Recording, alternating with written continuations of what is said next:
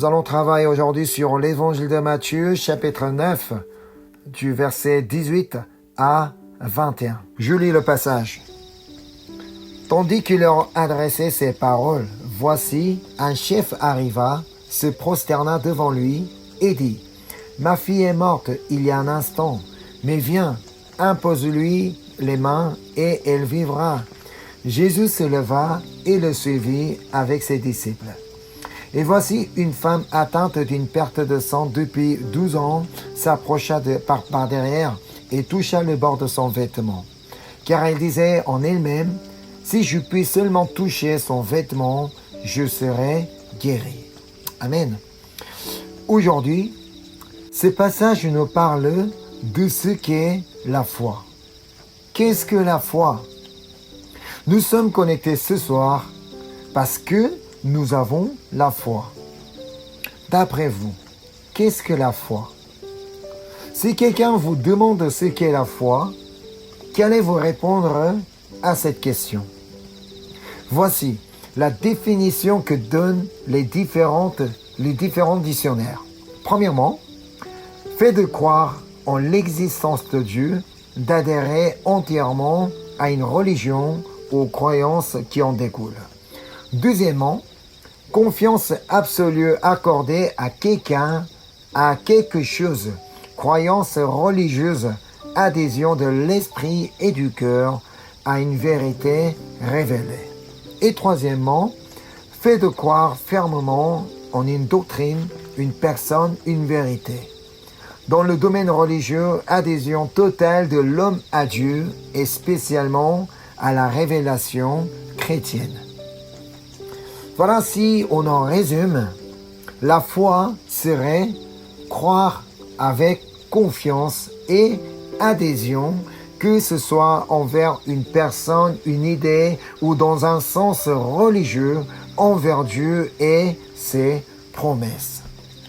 Alors, si vous dites que vous avez la foi, cela signifie que vous croyez en Dieu avec confiance et que vous êtes adhéré entièrement à Dieu. Est-ce que c'est votre cas? Je voudrais que vous ayez vraiment la foi en Dieu avec confiance et que vous soyez adhéré entièrement à Dieu. Moi, personnellement, en méditant le passage d'aujourd'hui, j'ai pu comprendre ce qu'est la foi. En méditant la parole de Dieu, Dieu m'a inspiré cette phrase comme quoi la foi est égale croire que plus quoique. Donc voilà, donc la foi est égale comme un peu mathématique. Croire que plus quoique. Autrement, croire que Dieu existe, quoi qu'il m'arrive.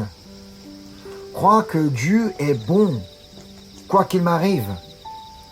Croire que Dieu est fidèle, quoi qu'il m'arrive. Croire que Dieu est amour, quoi qu'il m'arrive. Croire que Dieu est grand, quoi qu'il m'arrive. Croire que Dieu est avec moi, quoi qu'il m'arrive. C'est ce que j'ai pu observer en méditant le passage d'aujourd'hui. Ce passage commence par raconter l'arrivée d'un chef qui avait un énorme problème dans sa vie. Relisons le verset 18. Tandis qu'il leur adressait ces paroles, voici un chef arriva, se prosterna devant lui et lui dit, « Ma fille est morte il y a un instant, mais viens, impose-lui les mains et elle vivra. » Ce chef est venu voir Jésus parce qu'il avait la foi en lui. Il croyait que Jésus avait une solution quoique sa fille fût morte. Sa fille était déjà morte au moment où il s'est présenté devant Jésus. Ça veut dire, on pourrait dire que c'était trop tard, parce que sa fille est déjà morte. C'était fini. Tout de même, il est venu le voir parce qu'il avait la foi en lui. Alors, que fait-il Jésus voyant sa foi? Verset 19. Jésus se leva et le suivit avec ses disciples. Oui, Jésus est tout à fait capable de faire vivre une personne morte. Une personne déjà morte, Dieu est capable de ressusciter une personne morte, car tout est possible à lui. Cependant, le Seigneur n'exerce pas sa puissance envers tous. Il est vrai qu'il est tout puissant, tout est possible à lui, mais le Seigneur n'exerce pas sa puissance envers tous, uniquement à ceux qui ont la foi en lui. Si jamais ce chef n'est pas venu voir Jésus en disant « Ah bah, c'est fini, elle est déjà morte, je n'ai plus d'espoir », à quoi ça sert d'aller voir Jésus? Qu'est-ce qui va changer, même si je vais aller voir Jésus? Ainsi, Jésus n'aurait pas la faire vivre. Mais lui, il avait vraiment la foi en Jésus.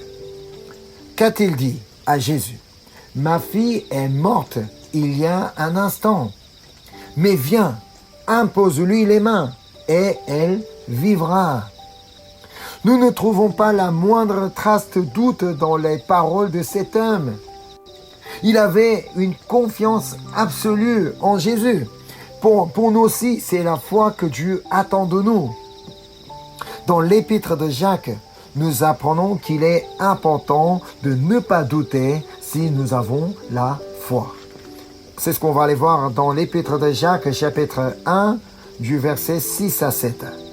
Mais qu'il la demande avec foi, sans douter, car celui qui doute est semblable au flot de la mer, agité par le vent et poussé de côté et d'autre. Qu'un tel homme ne s'imagine pas qu'il recevra quelque chose du Seigneur. C'est un homme irrésolu, inconstant dans toutes ses voies. Dieu ne veut pas que nous soyons des personnes irrésolues ni inconstantes. Parce qu'on doute, alors qu'on demande quelque chose à Dieu, alors qu'on dit qu'on croit en Dieu. Mais s'il y a des doutes dans notre cœur, nous pouvons devenir des personnes irrésolues, inconstantes. C'est pourquoi Jésus nous a donné cet enseignement dans l'évangile de Marc. On va aller voir l'évangile de Marc, chapitre 11, du verset 22 à 24. Jésus prit la parole et leur dit « Ayez foi en Dieu.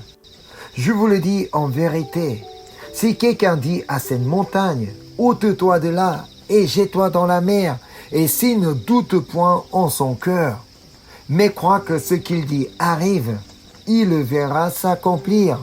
C'est pourquoi je vous dis, tout ce que vous demanderez en priant, croyez que vous l'avez reçu et vous le verrez s'accomplir. Amen. C'est ce que le chef a cru. C'est pourquoi il a pu dire, ma fille est morte il y a un instant, mais viens, impose-lui les mains et elle vivra.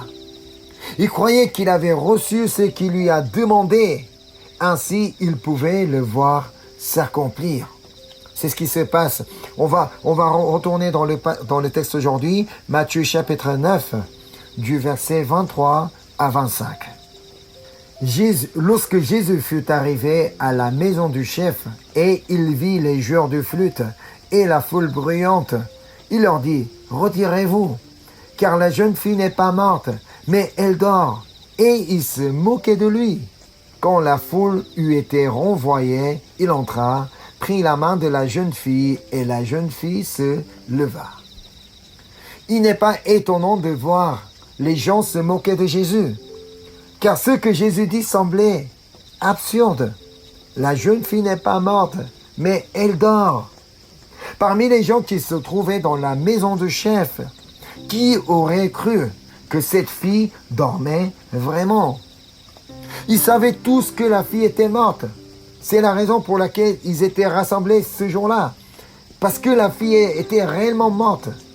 Cependant, il y avait dans cette maison une personne qui croyait ce que Jésus disait.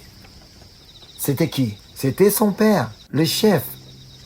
Il croyait que Jésus avait une solution, quoique sa fille fût morte. Au verset 25, on apprend que quelqu'un a renvoyé la foule, quelqu'un a renvoyé toutes les personnes qui se trouvaient dans la maison. qui aurait renvoyé la foule? Évidemment, c'est le chef, le père de fille morte. Parce qu'il était le seul qui croyait en Jésus. Parce qu'il croyait que Jésus avait une solution, quoique sa fille fût morte. Ainsi, la fille a pu retrouver la vie. Je relis le verset 25. Quand la foule eut été renvoyée, il entra, prit la main de la jeune fille, et la jeune fille se leva. Oui, pour Jésus, relever une personne morte est si simple. Il n'y a rien de compliqué pour Jésus. Parce qu'il est tout puissant, pour qui rien n'est impossible. Ça, c'est la vérité. La vérité qui ne change jamais. Relever une personne morte n'est pas quelque chose de difficile pour notre Seigneur. Alors, tout dépend de nous. Tout dépend de notre foi. Si nous avons la foi, je veux que nous croyions aussi comme ces chefs que le Seigneur a une solution, quoique notre situation semble impossible. Surtout que nous ayons foi en Dieu sans douter. Dans le 2e livre du roi, on peut lire une histoire d'une personne qui ne doutait point parce qu'il avait la foi en Dieu. Rien qu'en lisant son histoire, vous pourrez remarquer combien sa foi était grande. C'est ce qu'on va aller voir dans le 2e livre du roi, chapitre 4, du verset 38 à 44. Élisée revint à Gilgal, et il y avait une famine dans le pays. Comme les fils des prophètes étaient assis devant lui, il dit à son serviteur, « Mets le grand pot et fais cuire un potage pour les fils des prophètes. » L'un d'eux sortit dans les champs pour cueillir des herbes. Il trouva de la vigne sauvage et il y cueille des colocantes sauvages, plein son vêtement. Quand il entra, il les coupa en morceaux dans le pot où était le potage, car on ne les connaissait pas. On servit à manger à ces hommes, mais dès qu'ils eurent mangé du potage, ils s'écrièrent « La mort est dans le pot, homme de Dieu !» Et ils ne purent manger. Élisée dit « Prenez de la farine ». Il en jeta dans le pot et dit « Sers à ces gens et qu'ils mangent. » Et il n'y avait plus rien de mauvais dans le pot. Un homme arriva de Baal-Shalisha. Il apporta du pain des prémices à l'homme de Dieu, 20 pains d'orge et des épis nouveaux dans son sac. Élisée dit « Donne à ces gens et qu'ils mangent. » Son serviteur répondit « Comment pourrais-je en donner à 100 personnes ?» Mais Élisée dit « Donne à ces gens et qu'ils mangent, car ainsi parle l'Éternel, on mangera et on en aura du reste. » Il mit alors les pains devant eux, et ils mangèrent et en eurent de reste selon la parole de l'Éternel. Amen. Élisée ne doutait point la toute-puissance de Dieu. Il croyait que Dieu existe, qu'il est bon, quoique la mort était dans le pot. Il croyait aussi que Dieu est grand, quoique les pains manquaient pour 100 personnes. Dans le texte que nous venons de lire, nous ne pouvons nullement trouver de doute chez Élisée. Il ne doutait point. Il avait la foi en Dieu. C'est pourquoi il pouvait dire « Prenez de la farine ». Il en jeta dans le pot et dit « Sers à ces gens et qu'ils mangent ». Rappelez-vous le message de Jésus. Tout ce que vous demanderez en priant, croyez que vous l'avez reçu et vous le verrez s'accomplir. Lui, tout de même, Élisée, en disant ces mots-là, il devait prier dans son cœur. « Seigneur, je sais que tu es tout puissant. Même s'il y a la mort dans le potage actuellement, je sais que tu peux faire quelque chose. » Voilà. Donc lui, il croyait qu'il avait reçu ce qu'il a demandé. Élisée croyait que la mort disparaîtra du pot. Ainsi, il n'y avait plus rien de mauvais dans le pot. Et encore, il savait qu'on n'avait pas suffisamment du pain pour les 100 personnes. Mais il a cru en la parole de Dieu qui lui avait dit « On mangera et on en aura de reste. » Quoi quoi qu'il en manquât. Et que s'est-il passé? Je relis le verset 44. Il mit alors les pains devant eux, et ils mangèrent et en eurent de reste, selon la parole de l'Éternel. Ça a été le premier miracle de multiplication du pain. C'est pas le miracle que nous connaissons, 5 pains et 2 poissons avec Jésus. Même avant ça, avec Élisée, déjà la multiplication du pain a été réalisée. Oui, tout est possible à celui qui croit. Amen. Croyez donc en Dieu, quoi qu'il arrive dans votre vie. Ça, c'est important. Croire en Dieu, qu'il existe, qu'il est bon, qu'il est fidèle, quoi qu'il arrive dans notre vie. Si vous croyez, approchez-vous du Seigneur. C'est ce qu'on a à faire. Si nous croyons en Dieu, nous devons nous approcher de lui. C'est ce que le chef a fait. Et encore la femme atteinte d'une perte de sang. Alors revenons au passage d'aujourd'hui. Matthieu chapitre 9, verset 20. Revenons au passage d'aujourd'hui. Matthieu chapitre 9, verset 20. Je lis. Et voici, une femme atteinte d'une perte de sang depuis 12 ans s'approcha par derrière et toucha le bord de son vêtement. Autrement, au chef qui avait perdu sa fille, elle souffrait de sa maladie depuis 12 ans. Pour le chef, c'est quelque chose qui s'est passé aujourd'hui même. Sa douleur ça a commencé aujourd'hui, mais pour elle, c'était différent parce qu'elle souffrait depuis 12 ans. Ça fait longtemps. Pourtant, elle a toujours désiré la guérison. Elle n'avait jamais abandonné ce désir d'être guérie. C'est ce qu'on peut apprendre chez Marc, dans le chapitre 5. Donc on va aller voir l'évangile de Marc, chapitre 5, versets 25 et 26. Or, il y avait une femme atteinte d'une perte de sang depuis 12 ans. Elle avait beaucoup souffert entre les mains de plusieurs médecins. Elle avait dépensé tout ce qu'elle possédait et elle n'avait éprouvé aucun soulagement, mais était allée plutôt en empirant. Elle était au point de perdre toute espérance. Elle a rencontré plusieurs médecins, peut-être les médecins plus connus possibles, plus pertinents possibles, mais pas de guérison. Alors elle a dépensé tout ce qu'elle possédait. Mais rien n'en a changé. Et elle n'a pas été soulagée de sa maladie. Et c'est là qu'elle entend parler de Jésus. Elle n'avait pas encore rencontré, mais elle entend parler de Jésus. Ah, mais est-ce que tu as entendu parler de Jésus? Lui, il a guéri les malades. Il a fait retrouver la vue des aveugles. Il a fait parler les muets.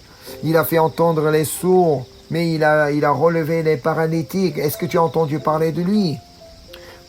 Après avoir entendu aussitôt, elle décide d'aller voir Jésus parce qu'elle croyait que Jésus avait une solution. Voilà, donc c'est ce qu'on peut lire à la suite, versets 27 et 28. Ayant entendu parler de Jésus, elle vint dans la foule par derrière et toucha son vêtement, car elle disait, « Si je puis seulement toucher ses vêtements, je serai guérie. » Elle avait la foi en Jésus.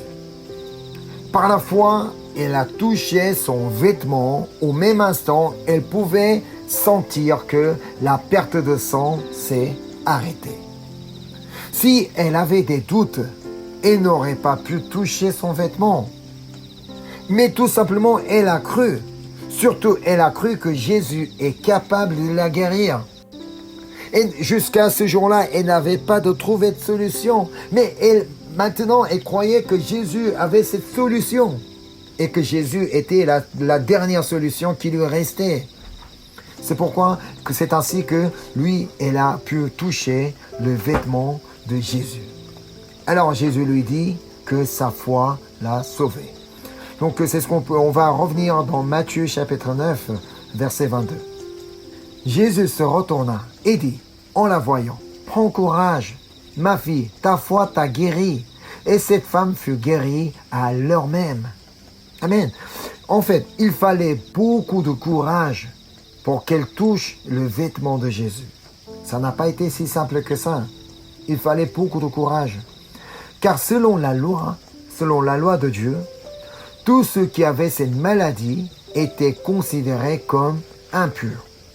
Une maladie de perte de sang, de tel type de maladie était considérée comme impure. C'est ce qu'on va aller voir dans le livre de Lévitique, chapitre 15, verset 2. Parlez aux enfants d'Israël et dites-leur, tout homme qui a une gonorrhée est par là même impur. Le mot hébreu traduit ici comme gonorrhée est zov.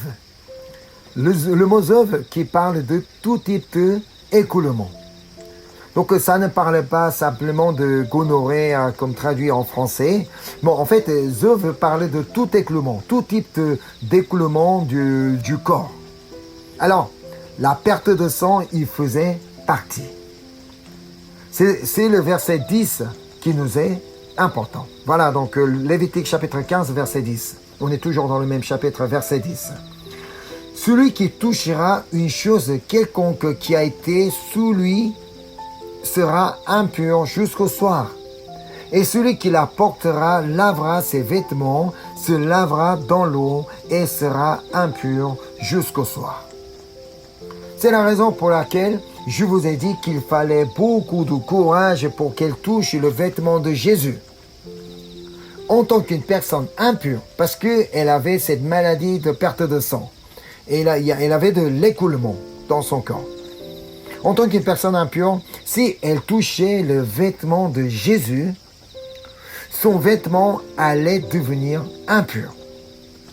Voilà, donc c'est ce que la loi dit. Donc en tant qu'une personne impure, si jamais elle touchait le vêtement de Jésus allait devenir impur. Et encore, lisons le verset 11. La suite.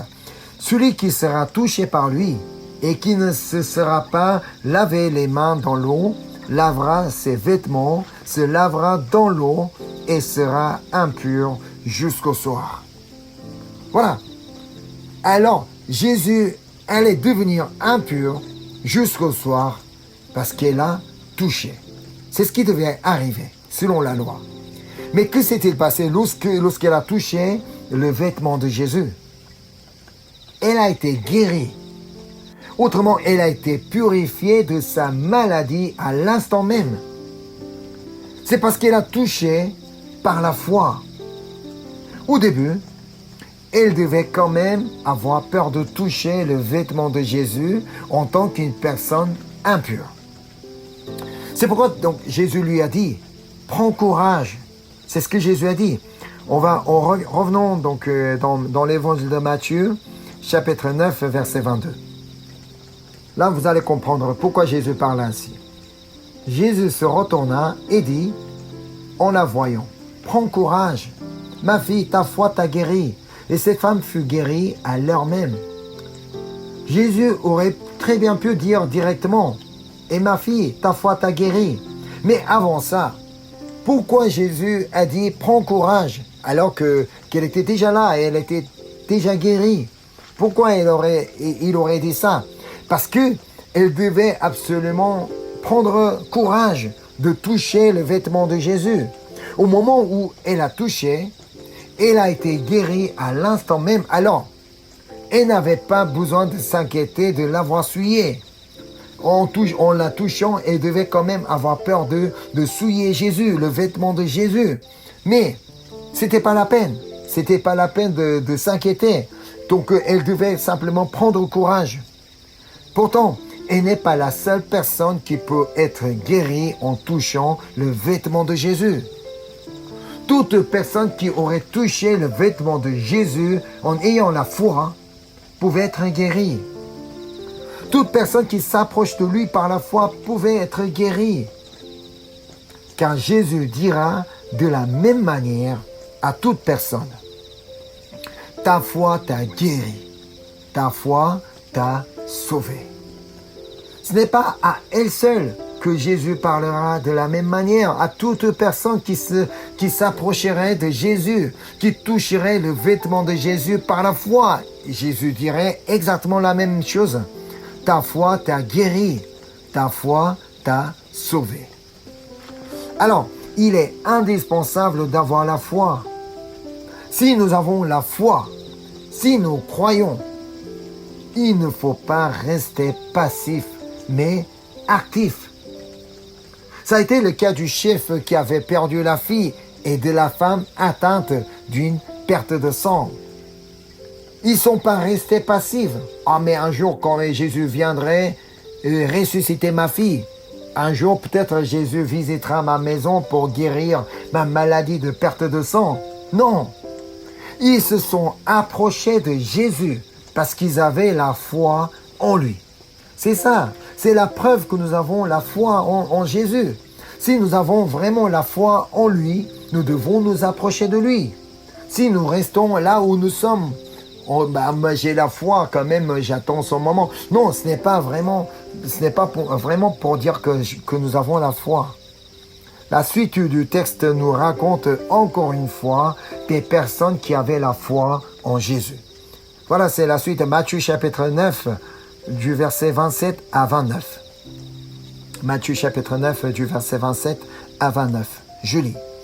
Étant parti de là, Jésus fut suivi par 2 aveugles qui criaient « Aie pitié de nous, fils de David !» Lorsqu'il fut arrivé à la maison, les aveugles s'approchaient de lui et Jésus leur dit « Croyez-vous que je puisse faire cela ?»« Oui, Seigneur, lui répondirent-ils. Alors il leur toucha leurs yeux en disant « Qu'il vous soit fait selon votre foi. » Amen. Je ne sais pas dans quelle situation vous trouvez aujourd'hui. Moi-même, je ne peux pas connaître. Il se peut que vous ayez un problème qui vous paraît difficile à résoudre. Quelque chose, un problème personnel, un problème financier, je ne sais pas, donc un problème du salut dans la famille. Ou bien vous pourrez encore rencontrer des difficultés au cours de votre vie. Alors là, notre Seigneur nous posera la même question à chacun de nous. Croyez-vous que je puisse faire cela? Il faudra entendre cette voix du Seigneur. Croyez-vous que je puisse faire cela? Qu'allez-vous répondre à cette question? Je voudrais que nous puissions tous répondre comme ces 2 aveugles. Oui, Seigneur. Oui, Seigneur, je crois. Je voudrais que nous puissions tous répondre de la même manière. Et notre Seigneur nous dira, qu'il vous soit fait selon votre foi. Qu'il vous soit fait selon votre foi. Oui, notre Seigneur est tout à fait capable de ressusciter une personne morte, de guérir une maladie qui dure depuis une dizaine d'années et d'ouvrir les yeux des aveugles. Mais pour que sa puissance agisse en nous, il faut la foi. Il faut la foi en lui. Car il nous dit, ta foi t'a guéri. Ta foi t'a sauvé. Qu'il te soit fait selon ta foi. Ça veut dire, si on n'a pas la foi, il ne peut rien faire en nous. Si on n'a pas la foi, il ne peut pas nous guérir. Si on n'a pas la foi, il ne peut pas nous sauver. Si on n'a pas la foi, il ne peut rien faire pour nous. Alors, Hébreux chapitre 11, verset 6 nous souligne à nouveau l'importance de la foi. Or, sans la foi, il est impossible de lui être agréable, car il faut que celui qui s'approche de Dieu croit que Dieu existe et qu'il est le rémunérateur de ceux qui le cherchent. Amen. Pour lui être agréable, il nous faut la foi. Sans la foi, il est impossible de lui être agréable. Avoir la foi et à la fois croire que Dieu existe et à la fois croire qu'il est le rémunérateur de ceux qui le cherchent, quoi qu'il nous arrive. Dans ce cas, on peut se demander comment avoir la foi. J'ai bien compris qu'il est important d'avoir la foi, mais comment avoir la foi? Comment pouvons-nous avoir la foi en Dieu? La réponse se trouve dans l'Épître aux Romains, chapitre 10, verset 17. Ainsi, la foi vient de ce qu'on entend, et ce qu'on entend vient de la parole de Christ. Amen. Pour que nous ayons la foi, il faut entendre la parole de Christ. C'est par la parole que nous pouvons avoir la foi, et encore notre foi peut grandir. Sans la parole, rien ne se passera. C'est pourquoi il nous est important de lire la parole de Dieu. Il ne faut pas prendre en légère les Écritures, la Bible. Il faut absolument lire la parole de Dieu. Et encore assister au culte auquel la parole de Dieu est proclamée. C'est pourquoi il ne faut pas chercher des excuses pour ne pas aller au culte. Oh mais ce dimanche-là, je pourrais pas y aller parce que j'ai des choses à faire. Non, c'est par la parole proclamée dans ce culte-là que je peux avoir la foi. C'est car la foi vient de ce qu'on entend et ce qu'on entend vient de la parole de Christ. Nous ne pouvons pas nous-mêmes croire que Dieu existe et que Dieu est bon, que Dieu est fidèle, que Dieu nous conduit et nous protège quoi qu'il nous arrive. Ça n'arrive pas automatiquement, sinon tout le monde aurait cru facilement en Dieu. Ce n'est pas vrai. Il nous faut la foi. Pour avoir la foi, il faut la parole de Dieu. Absolument la parole de Dieu. C'est en lisant la parole de Dieu qu'on peut connaître Dieu. Sans lire, Dieu ne serait qu'un Dieu imaginaire. Il ne faudrait pas créer un veau d'or. Un Dieu imaginaire, un Dieu que je veux. Un Dieu que je veux qu'il soit. Non. Il ne faut pas qu'il soit un Dieu imaginaire. Nous devons croire en Dieu que parle la Bible. Dieu écrit dans la Bible parce que la Bible, c'est la parole de Dieu. C'est Dieu lui-même qui nous a expliqué qui est-il. C'est d'après la Bible que nous apprenons que Dieu existe, que Dieu est bon, que Dieu est fidèle, que Dieu est amour, que Dieu est avec nous. Je vous encourage donc à lire constamment la parole de Dieu pour que vous ayez la foi. Et priez que le Seigneur vienne au secours de votre incrédulité. Voilà, donc lire la parole de Dieu et prier aussi derrière pour que nous ayons la foi. C'est ainsi que vous allez pouvoir repousser des doutes et croire en Dieu quoi qu'il vous arrive. Rappelez-vous, la fille morte a retrouvé la vie grâce à la foi de son père. Et la femme atteinte d'une perte de sang depuis 12 ans a été guérie grâce à sa foi. Les aveugles ont retrouvé la vue grâce à leur foi. Nous ne pouvons savoir ce que Dieu peut réaliser encore dans notre vie. Ayons donc la foi sans douter afin que Dieu puisse agir dans notre vie. Notre problème n'est pas un problème pour notre Dieu, car il est beaucoup plus grand que notre problème. Il est incomparable avec notre problème. Pour nous, c'est un problème, mais pour notre Dieu, ce n'est pas un problème. Alors, donc, tout ce que Dieu attend de nous, c'est que nous ayons la foi en lui. C'est ce qu'il attend de nous. Ayant la foi, continuons à croire que Dieu existe, quoi qu'il arrive dans notre vie. Quoi qu'il arrive dans notre vie, même si nous pouvons avoir des doutes, des craintes, des peurs. Non, c'est là que nous devons croire que Dieu existe. Nous devons croire que Dieu est le rémunérateur de ceux qui le cherchent. Croire que Dieu est bon, croire que Dieu est tout puissant en toutes circonstances. Et un jour, si nous continuons à croire ainsi, quoi qu'il nous arrive, et un jour, notre Seigneur nous dira: qu'il te soit fait selon ta foi. Amen. Alors, aujourd'hui, il faut absolument que nous ayons la foi. Sans la foi, il ne nous dira pas ça. Lorsque nous aurons la foi, c'est là qu'il nous dira qu'il te soit fait selon ta foi.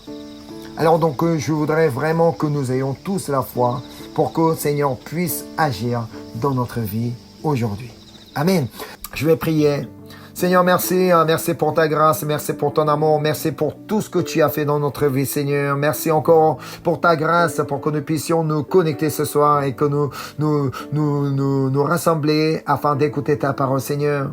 Seigneur, comme le message que nous avons reçu aujourd'hui, je voudrais vraiment que nous ayons tous la foi en toi, Seigneur. Comme ce chef qui avait perdu la fille, mais lui, il avait la foi en toi, Seigneur. La femme qui avait cette maladie d'une perte de sang depuis 12 ans, lorsqu'elle avait la foi en toi, Seigneur, elle a été totalement guérie. C'est pourquoi donc je voudrais que nous ayons tous la foi en toi, Seigneur. Quoi qu'il nous arrive dans notre vie, je voudrais vraiment que nous puissions continuer à croire que tu existes, croire que tu es bon, Seigneur, croire que tu es grand, Seigneur, croire que tu es tout puissant, Seigneur. En aucun cas, nous ne voulons pas avoir des doutes, nous ne voulons pas nous inquiéter, Seigneur, nous ne voulons pas craindre, Seigneur. Simplement, nous voulons avoir la foi en toi, Seigneur, pour que nous puissions entendre ce que tu nous dis. Qu'il te soit fait selon ta foi, jusqu'à ce que nous puissions entendre cette voix. Nous voulons continuer ce chemin. Nous voulons continuellement te suivre, Seigneur. Nous voulons continuellement lire ta parole et suivre ta parole, Seigneur. Merci pour ta parole. Merci pour ta grâce. Merci pour tout l'enseignement que tu nous as donné. Je te prie au nom du Seigneur Jésus-Christ. Amen.